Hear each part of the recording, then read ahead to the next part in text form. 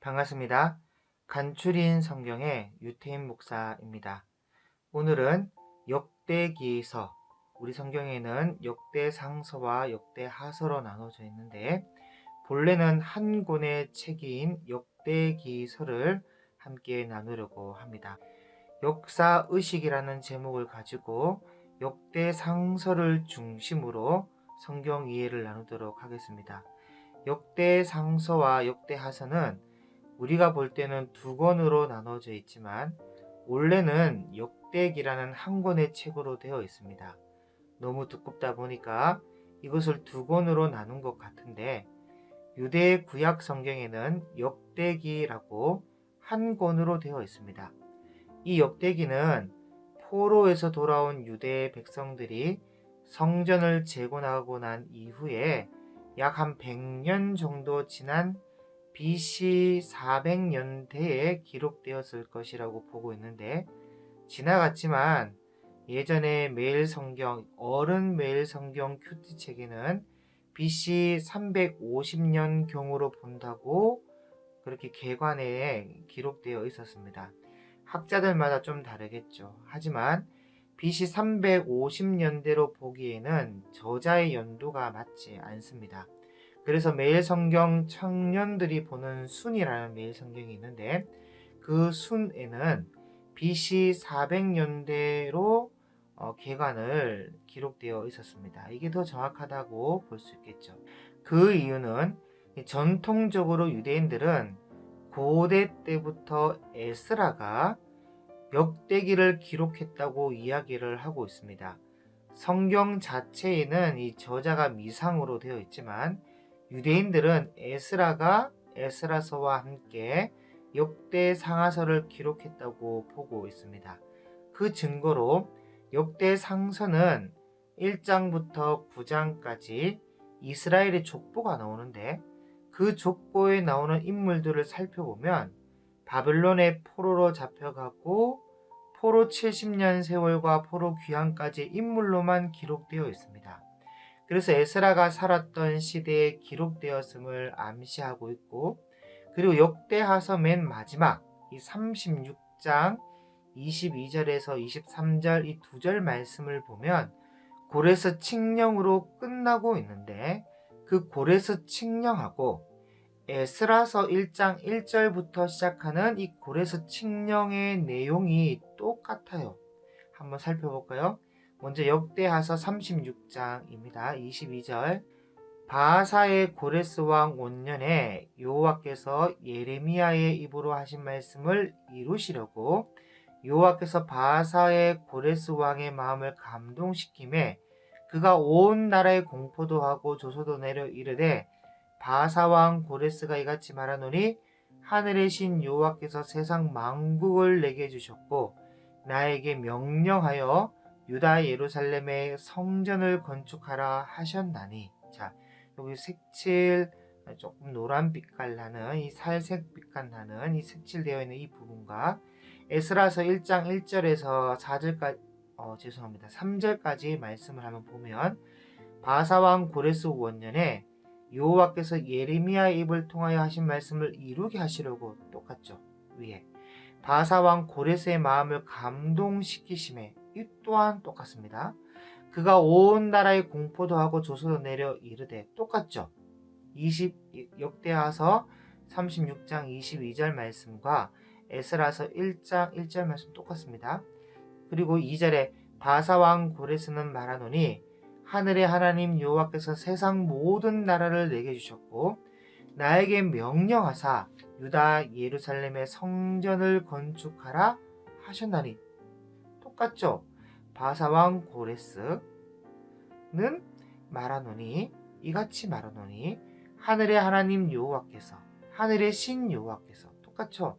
세상 모든 나라를 내게 주셨고 세상 만국을 내게 주셨고 나에게 명령하사 유다 예루살렘의 성전을 건축하라 하셨나니.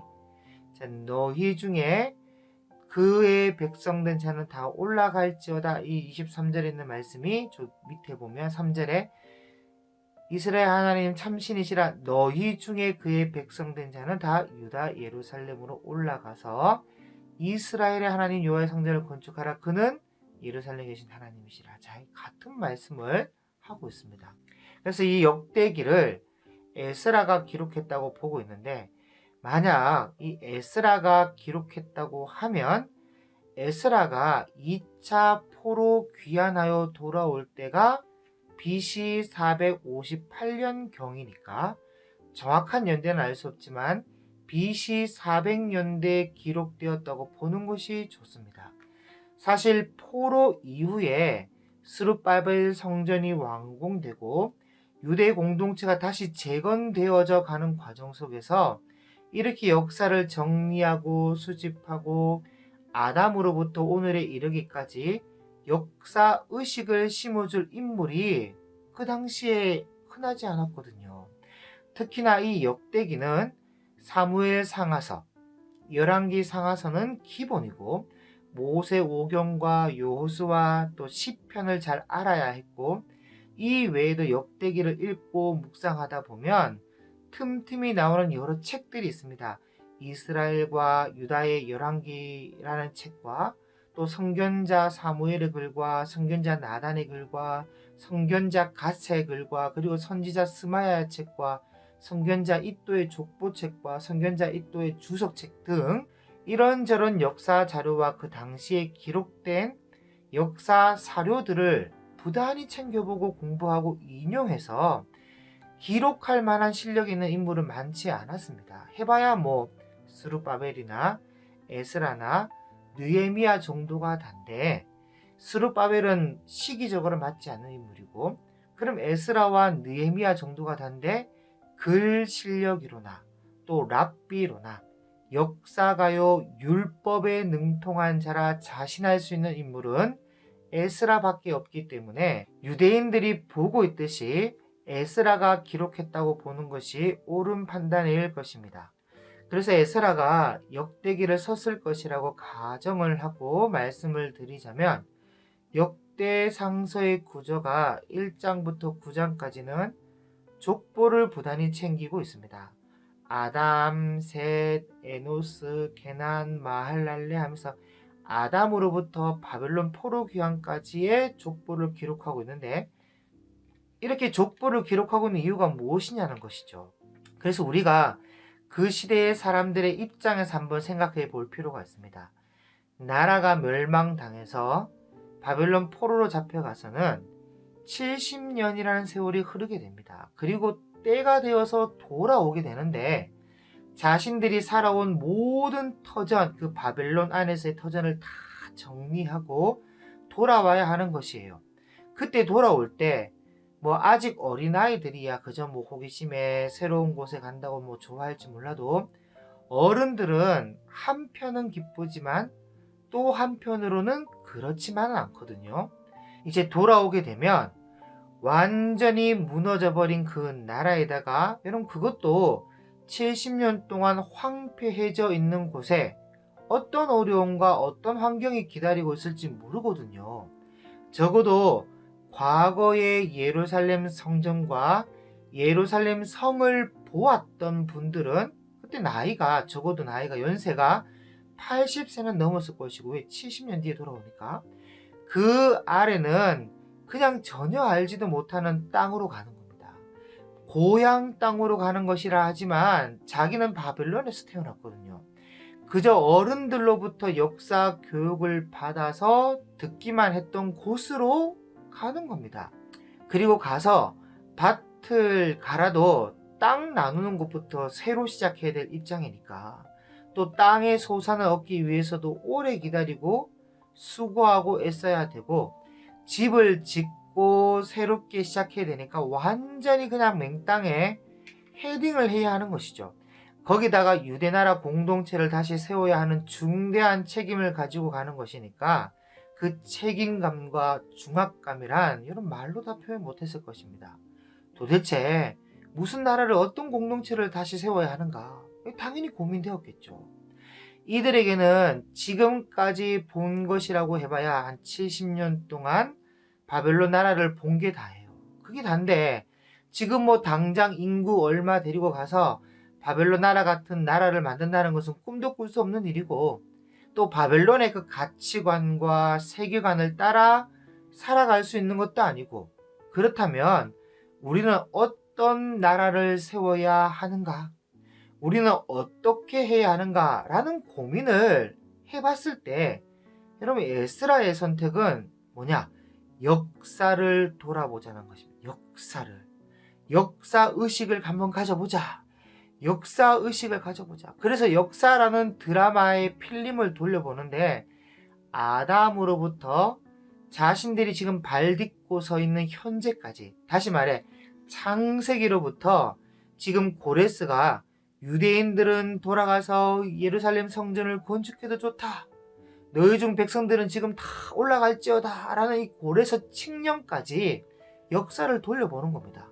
그래서 전 역사를 통틀어 가장 바람직한 시대, 가장 이상적이었던 시대, 그 시대가 언제였던가, 그 시대에는 어떠한 일이 있었는가, 하나님이 우리를 어떻게 돌아보셨는가, 그 시대상은 어떠하였는가, 그래서 우리는 어떤 모습으로 회복했으면 좋겠는가, 이런 것을 역사를 통해 돌아보는데, 이스라엘의 역사 속에 가장 강력하고 가장 바람직하며 최고의 전성기라 할 수 있는 시대가 있었거든요. 보니까 그때가 언제였습니까? 여러분, 언제인 것 같습니까? 바로 다윗과 솔로몬의 시대죠. 가장 강력하고 가장 부유하고 온 세상 나라들이 우러러봤던 시대, 그때로 돌아갔으면 좋겠다. 그때의 나라로 회복했으면 좋겠다. 그러니 그런 공동체를 다시 세워보자 해서 쓰고 있는 것이 바로 이 역대기라는 것입니다. 역대상하서. 그래서 이 역대상서를 읽고 묵상하다 보면 처음엔 되게 재미없습니다. 이 족보라는 것이 이 9장까지 계속 나오는데, 아담, 셋, 에노스, 게난, 마할랄레, 그리고 쭉 기록하면서 나가는데, 읽으면서 그 이름이 나와 무슨 상관이 있고 내 삶에 무슨 유익이 있는가, 그런 생각이 들 정도로 참 재미없어요. 지루하고, 뭐 아담이야 우리 모두의 조상의 이름이니까 뭐 안다 치더라도 다른 사람의 족보는 이게 나와 무슨 상관이 있습니까? 무슨 상관이 있는지 읽으면 참 재미가 없어요. 분명 이름 하나하나마다 살아온 역사가 있을 텐데, 역사는 다 빼버리고 이름 하나로 그냥 역사의 필름을 수백 년씩 돌려버립니다. 수백 년씩 빨리빨리 돌려요. 그래서 왜 그럴까 생각해 보는데, 다른 게 아니라 자신들이 원하는 바람직한 회복 공동체의 모델이 나올 때까지 빨리 돌리는 겁니다. 뭐 해당이 안 된다 싶으면 빨리빨리 돌려버리는데, 그런데 어떤 부분에 가서는 천천히 돌리기 시작하는 것이죠. 그 부분이 어떤 부분일까요? 네, 다윗의 시대에 가서는요, 굉장히 천천히 돌립니다. 이 부분은 어때? 이 정도면 어때? 하면서 천천히 세밀히 살피는데, 여기서부터는 이제 족보가 아니에요. 이제 역사 기록으로 넘어가요. 그러니까 역대기는 족보책과 역사책의 짬뽕으로 되어 있습니다. 1장부터 9장까지 이 역대상서죠. 이 역대상서 1장부터 9장까지는 족보로 나가다가 10장부터 갑자기 사울 왕의 죽음으로 시작하더니 10장 이후부터 역대상이 끝나는 29장까지 다윗의 역사가 나옵니다. 족보에서 역사로 넘어가요. 그러니까 다시 말하면 족보를 기록하면서 역사의 필름을 돌려보니까 적어도 역대상서에서만큼은 다윗의 시대가 우리가 원하는 바람직한 회복 공동체의 모습이라는 것이죠. 역대하서에 넘어가면 솔로몬 시대를 굉장히 오랫동안 조명합니다. 특히 성전 건축을 더 많이 신경 써서 기록하고 있어요. 왜냐? 성전 중심의 나라니까. 어쨌든 아무리 이스라엘의 초대왕 사울이 따로 있었다 하더라도 사울은 좋은 모델이 못 됩니다. 못 되니까 바로 사울의 죽음으로 시작해버리고 다윗 이야기로 그냥 아예 끈 풀어놓고 현미경을 갖다 댈 정도로 정밀히 쓰고 있습니다. 우리 유대 공동체 역사 중에 이런 인물이 있었고, 강력한 국력을 가지고 주변 수많은 나라들에게 조공을 받았던 적이 있었다. 하나님의 보호하심 아래 승승장구하던 시절이 있었다 하면서 돌아온 귀한 백성들에게 역사의식을 깨우고 있는 것입니다. 지금 예레미야 선지자의 예언대로 70년 만에 돌아왔으니까 다시 여호와의 공동체로, 언약의 공동체로, 우리가 원하는 바람직한 공동체를 다시 일어서 보자 하면서 의식을 깨우는데 다윗 왕의 역사를 통해 일깨우고 있는 것이죠. 그런데 문제는 여러분 정밀히 쓰다 보니까 여러분 다윗이 허물이 있습니까? 없습니까? 당연히 있죠. 근데 이걸 역사라고 정직하게 다 적어버리면 이게 좀 곤란한 거예요. 안 그래도 지금 좀 잘해보고자 다시 돌아와서는 이런 다윗의 허물을 있는 그대로 다 기록해가지고 또 거기에 따른 하나님의 징계까지 실컷 얻어맞은 것까지 다 기록해버린다면 이 백성들의 사기가 떨어질 수 있거든요. 여러분 안 그래도 지금 70년 동안 하나님의 징계를 받고 돌아온 입장 아닙니까? 근데 유대의 역사 속에 또 이런 징계가 있었다는 것을 기록해 놓고 읽고 있으면요, 이게 좀 곤란할 수 있다 보니까 좀 잘해보자는 입장이죠. 잘해보자는 입장에서 이것을 다윗의 허물을 다 싹 지워버립니다. 그러니까 완벽한 거죠. 여러분 역대하서에는요 솔로몬의 허물도 다 지어놨어요. 솔로몬의 허물이 뭡니까? 1,000명의 여인들을 결혼을 해서 그 다민족 수많은 나라의 우상들을 예루살렘 산당에다가 다 지어준, 여러분 이게 큰 허물이죠. 우상 숭배한 거 이게 다 지어놨어요. 심지어는 유다 왕 중에 제일 괴물 같은 므낫세 왕도 그렇게 잘못한 게 많지만 나중에 회개하고 돌아왔다는 식으로 또 적어놨어요. 이게 므낫세. 그래서 저는 솔직히 이게 아무리 성경이지만 이 므낫세 부분에서만큼은 이걸 믿어야 되나 말아야 되나 개인적으로 지금도 저에게 난제로 남아있습니다. 저는 안 믿기, 이건 사실은요. 어쨌든 이 역대상서에서는 다윗의 허물인 밧세바 사건과 그로 인해 다가오는 이 가정의 풍파는 전혀 언급하고 있지 않습니다. 그리고 다윗 이야기 중에 제일 많이 언급되고 있는 부분이 다윗이 성전을 짓기로 마음을 먹고 준비하는 과정이 제일 많이 할애되고 있거든요. 여러분 이것은 다른 것이 아니라 이 저자의 의도가 있는 거죠. 우리 유대 공동체는 하나님의 언약의 공동체라는 것이에요. 하나님이 말씀하셔서 율법을 주셨고 성정 중심으로 예배하던 예배 공동체라는 것을 다시 상기시키고 있는 것이죠. 그래서 바람직한 공동체를 다시 일으켜 세우기 위해서는 반드시 성전 중심, 언약의 말씀 중심의 공동체로 돌아가야 된다는 것을 역사를 통해서 일깨움을 주고 있는 겁니다. 그래서 역대상서에 보면 다윗이 준비한 것들이 무엇이 있는지 상세히 기록하고 있는데요. 금은 보석, 나무 이런 것 외에도 제사장의 성전 업무와 이 업무를 보조할 레위인들과 그에 따른 직무와 그리고 성전에서 노래하는 성가대와 연주하는 음악가, 또 판관, 문지기, 관리인, 성전 회계 관리 등 아주 세세하게 준비를 합니다. 그리고 이 모든 것을 안전하게 솔로몬에게 넘긴 후에 다윗은 늙어 죽음을 맞이하는 것으로 역대상이 끝나고 있습니다.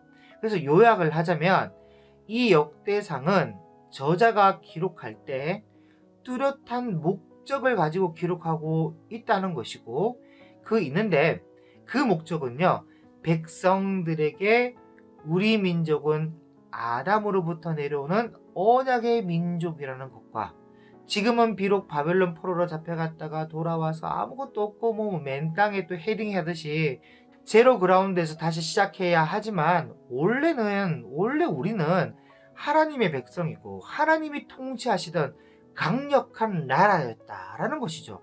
그래서 다시 시작한 입장에서 선민의식 가운데 하나님의 나라의 백성이라는 정체성을 확립시키겠다는 의지가 담겨 있습니다. 하나님 나라의 백성이라는 정체성.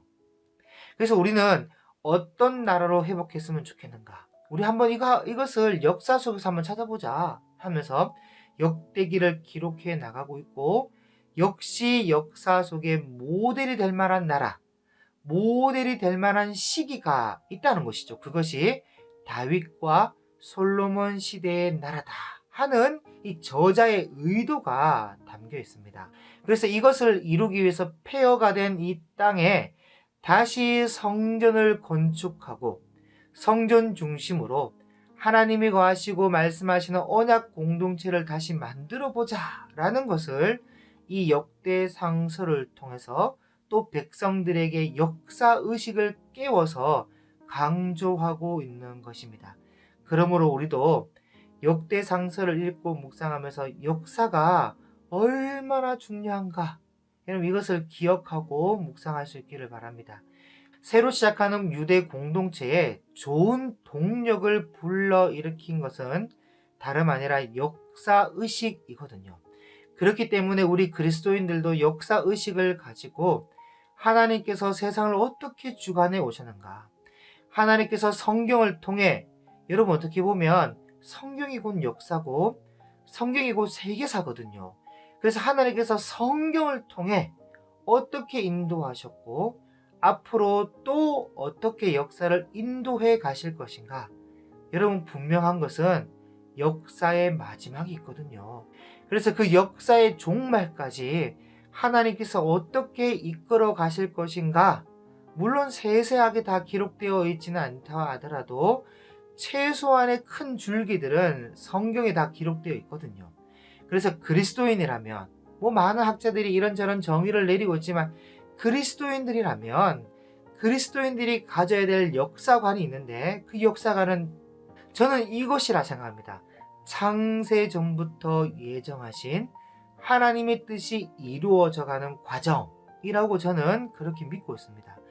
창세 전부터 예정하신 하나님의 뜻이 이루어져가는 과정, 물론 그 뜻이 이루어지지 못하도록 온갖 회방도 있고 방해도 있고 하지만, 그러나 최종적으로는 하나님의 예정하신 그 최소한의 뜻은 이루어진다는 것이고, 또 그 이루어져 가는 과정이 역사라고 저는 믿습니다. 그래서 역사는 하나의 드라마고 성경은 시나리오와 같은 거예요. 성경에 있는 하나님의 뜻이 성경에 너희는 이랬으면 좋겠다, 이런 거 하지 말았으면 좋겠다 하는 하나님의 뜻이 말씀으로 기록되어 있긴 하지만 그게 다 하나님이 원하시는 대로 이루어지지는 않거든요. 그게 다 이루어질 것 같으면 하나님께서 진노할 이유가 없잖아요. 뭐가 있겠어요. 그래서 때론 하나님께서 그 기뻐하시는 뜻대로 이루어지지 않아 가지고 속상해하기도 하지만, 그래도 최소한의 하나님의 그 예정하신 바는 반드시 이루어진다고 저는 믿습니다. 만약 그렇지 않다면 하나님을 어떻게 믿고 따르겠습니까? 못 믿죠. 그래서 저는 생각하기로 그리스도인이 가져야 될 역사관은 하나님께서 예정하신 뜻이 이루어져가는 과정이라 믿습니다. 여러분도 동의하십니까? 그렇기 때문에 우리는 성경을 떠나서는 안 돼요. 하나님의 뜻이 다 성경에 기록되어 있는데 성경을 떠나서 어떻게 하나님의 뜻에 합당한 역사관을 가지고 살 수 있겠습니까? 그런데 오늘날의 기독교인들은 이런 것에 의식을 가지고 있지 않는 것 같아요. 역사관도 없고 철학도 없고 하나님의 말씀은 제쳐두고 하나님의 뜻과는 전혀 상관없는 이 물질주의에 빠져서는 오직 돈이 최고라는 거예요. 돈이 최고. 그럼 돈이 있으면 사회적 약자를 또 챙기고 돕고 선교하고 옳은 일에 헌신하고 하면 좋은데, 그런 사람은 희귀하고 돈이 있으면 이제 향락주의로 타락하는 것을 보거든요. 그럼 향락을 누려보면 하나님께 영광 돌릴 수 있느냐? 아니요. 그 향락을 누려본 결과는 허무하다는 겁니다. 대표적인 예가 솔로몬 아닙니까? 허무하다잖아요. 허무하다. 그럼 그 허무가 정직하면요, 자살밖에 없는데, 그럼 대표적인 예가 연예인들 아닙니까? 그 기독교인들 그 중에서.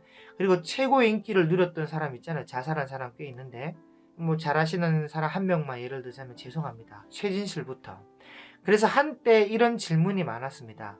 예수님을 믿는데 자살했습니다. 그럼 천국 갑니까? 지옥 갑니까? 여러분 어디 갈 것 같습니까? 저도 몰라요. 저도 자살해봐야 알 수 있을 것 같은데, 어쨌든 허물을 이기기 위해 그 다음 무엇을 하냐면 이제 신비주의로 빠집니다.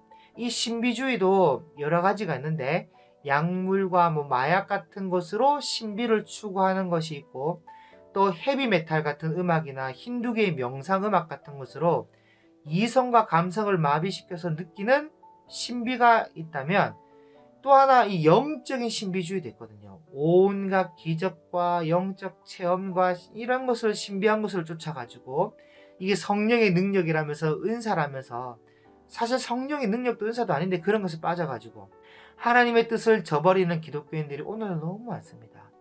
이들은 직통 계시를 추구하고 성경은 필요 없다는 거예요. 성령과 어떤 교감과 교통을 통해서 직통 계시를 받으면 되는 것이고, 기적과 방언과 신비한 것을 추구하는데 성령의 교통이 아니라 귀신과 교통하는 것이죠. 여러분 그 유튜브에 검색해보면 잘 나옵니다. 영적인 신비주의. 성령의 교통을 추구한다면서 2시간씩 뒤로 뒤집어져서 깔깔대고 웃고 있고, 아말감은 금리를 바꿨다면서 좋아하고 있고, 정장 자켓을 벗어가지고 성령의 바람이라면서 들고 휘두르면 뒤로 넘어지고, 이것이 성령의 능력이라면서 또 이런 것을 배우겠다고 목사님들이 미국으로 수만 명씩 넘어갔다는 거 아닙니까? 전부 잘못된 것이죠. 이게 다 성경관, 역사관이 없어서 그렇습니다. 성경관, 역사관. 여러분 유명하신 분인데 E.H. 카, 에드워드 카라는 교수님이, 이분이 쓴 역사란 무엇인가라는 책이 있습니다. 이건 대학생들 중에 역사학 쪽으로 공부하는 학생들은 필독서입니다. 필독서고 독후감으로 과제를 제출해야 할 정도로 유명한 책인데, 거기에 보면 이런 글귀가 있어요. 역사란 어제와 오늘의 대화다. 그런 말을 쓰고 있어요. 어제와 오늘의 대화다. 다시 말하면 어제와 오늘의 끊임없는 대화가 없이는 보다 나은 미래를 그릴 수가 없다는 겁니다. 성경 전도서에도 이미 있던 것이 후에 다시 있겠고, 이미 한 일을 후에 다시 할지라 해 아래에는 새 것이 없나니 무엇을 가리켜서 이것이 새 것이라 할 것이 있느냐? 우리가 있기 오래전 세대들에도 이미 있었느니라. 이건 무슨 말입니까? 무엇을 가리켜서 새 것이라 할 수 있겠습니까? 이미 있던 것과 이미 한 일을 가지고 미래를 내다봐야 되는데, 철저한 과거와 역사에 대한 반성 없이 어떻게 오늘을 진단하고 내일을 기릴 수가 있겠습니까? 그래서 과거를 모르면 오늘을 모르는 것이고, 과거와 오늘을 모르면 미래를 내다볼 수가 없습니다. 많은 분들이 자금의 이 한국교회의 현실에 대해서 목소리를 높이고 목회자로부터 새롭게 경성하고 반성하고 다시 본질로 돌아가야 될 것을 우리에게 전하고 있는 것은 한국 기독교의 역사와 오늘을 알고 있기 때문이죠. 아직 어린 제가 봐도 한국 기독교의 희망이 안 보입니다. 저도 아버지 쪽을 하면 기독교 3대고요. 어머니 쪽을 하면 기독교 4대인데, 제가 알기로는 저희 할아버지 때는 아무리 어렵고 힘들어도 성경에 기록된 말씀을 문자 그대로 믿고 실천하려고 노력했습니다. 그런데 오늘날에 와서는 성경은 필요 없다고 하는 교회가 생겨나기 시작하니까 어떤 희망을 기대하겠습니까? 무료 성경 공부해가지고 이단 신천지가 지금 23만 명이나 됩니다. 교회가 도대체 무엇을 하고 있었길래 성경을 안 가르쳐가지고 신천지에 빠지게 만드냐고요. 여러분 우리나라의 대표적인 이단이 8개 이단이 있는데, 이 이단들의 공통점이 뭐냐? 시대를 3개의 시대로 나눠요. 구약시대, 신약시대, 오늘날의 이 성약시대, 아니면 계시시대 또는 성령시대, 성약시대, 오늘날의 시대 이렇게 많아요.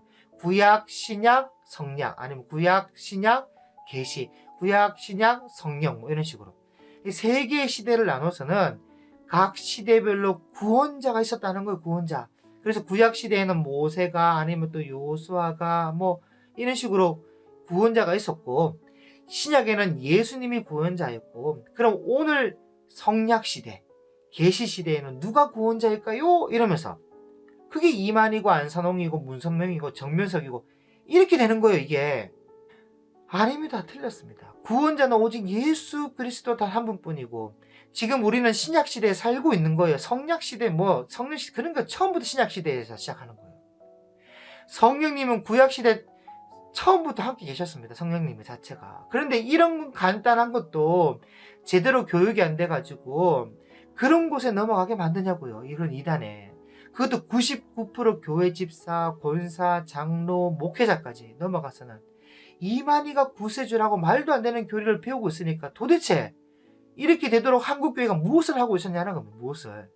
수능터리 같은 요한계시록 해석을 가지고 뭘 하냐면 한국교회가 요한계시록을 가지고 설교하지 않는 이유가 요한계시록이 임봉되어 있는 두루마리이기 때문이다. 이 임봉된 두루마리는 요한계시록인데 이 임봉된 것을 떼는 자가 왔다. 그게 이만이다. 이렇게.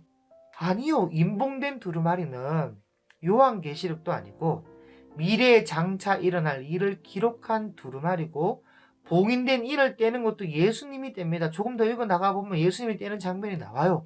근데 이런 것을 교육 못 받고 신천지에 따라서 믿고 신봉하는 자가 23만 명이나 된다는 사실. 여러분 오늘 역대기를 쓰고 있는 이 저자는요. 제로 그라운드에서 다시 시작해야 하는 유대 공동체에게 제일 먼저 했던 신비주의 이런 게 아니고 역사의식을 심어주고 있다는 거예요. 역사의식. 비록 지금은 징계 가운데서 돌아왔지만 본래 우리는 말씀과 언약의 공동체예요. 원래 기독교가 말씀과 언약의 공동체예요. 하나님이 택하신 민족이라는 것이죠. 역사를 돌아보고 오늘과 내일의 희망을 가져보자. 역사 가운데서 바람직한 나라를 다시 회복하자. 그렇게 고면하고 있습니다. 이 역대기의 저자가. 성경은 과거의 역사와 아직 이루어지지 않은 미래 역사를 다 함께 포함하고 있습니다. 그러므로 성도님들은 끊임없이 말씀 안에 거하셔서 역사를 통해 다시 시작하자는 에스라처럼 우리도 전 역사의 이 진리의 교본이 되는 성경과 함께 다시 시작할 수 있기를 바랍니다. 뭐 어떤 그런 직통 계시니 그런 엉뚱한 데 빠지지 말고 성경으로 돌아오세요. 성경으로 돌아가고 성경으로 새로워지며 성경으로 우리의 삶을 인도받는 바람직한 SU 공동체요, 바람직한 교회요, 바람직한 우리의 삶이 되기를 소망합니다. 그래서 하나님이 기뻐하시는 뜻이 우리의 삶을 통해 이루어지도록 날마다 아름다운 역사를 하나하나 써내려가는 저와 여러분이 되시기를 주님의 이름으로 축복합니다. 감사합니다.